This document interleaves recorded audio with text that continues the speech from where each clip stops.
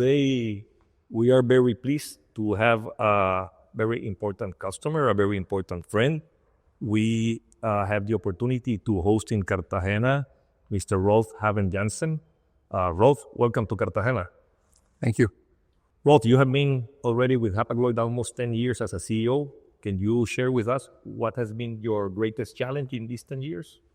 Of course, in shipping, it's been a very interesting 10 years.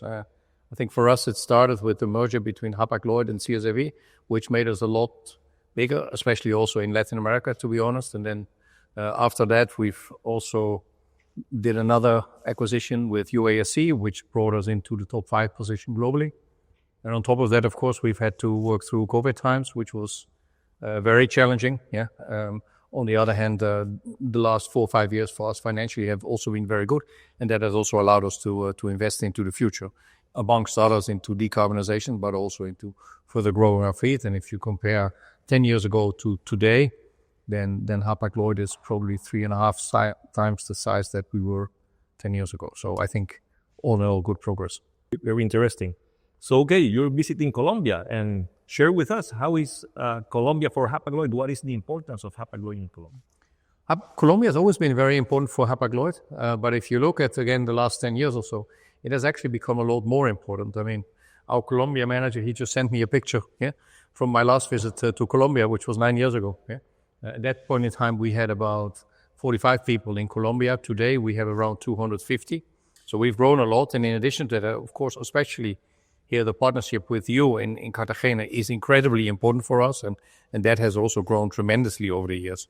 I think when I started, we did a couple 100,000 TEUs. And I believe that when we look at 2024, we did 1.3 million or so together. So for us, Colombia is actually very important. And also when you look at the market and the import and export share we have, then that's significantly bigger than in many other Latin American countries.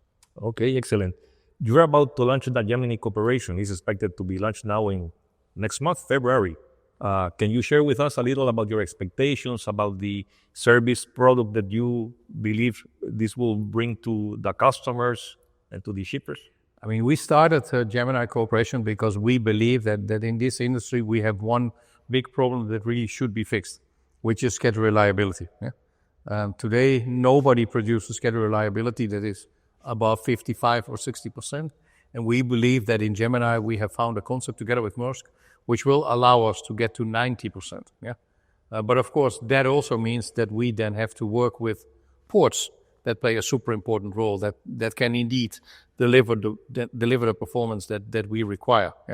And I think that's one of the reasons why we also came today to Cartagena to reflect and discuss with you what are all the things that we have already done, and we're very pleased with the partnership with you, and also to look a little bit ahead. And well, we certainly go away here very encouraged because of all the good things that we've seen here. Certainly, thank you. We really look forward to work together, and we really believe we are not going to let you down. And lastly, we have been living through very challenging times: Panama Canal drought, Red Sea crisis, Russia, Ukraine. What do you expect the new challenges you will need to face out 2025, 2026? That's a very good question, but I don't know the answer to that. I think if there's one thing that we have learned over the last 5 years, is that everything will always be different than we think. Okay. So, maybe 2025 is going to be very smooth. I'm not sure, but I think what we do and the way that we react on that is we just try to watch what happens, and then we try to react, because many of these things, especially when they are geopolitical, we cannot influence or control them. So we can only react on what's happening, and then we do that together with partners like you. And I think the history has so far learned us that then we can typically master those challenges fairly well. Thank you very much. You're welcome. Thank you for your visit. Thank you.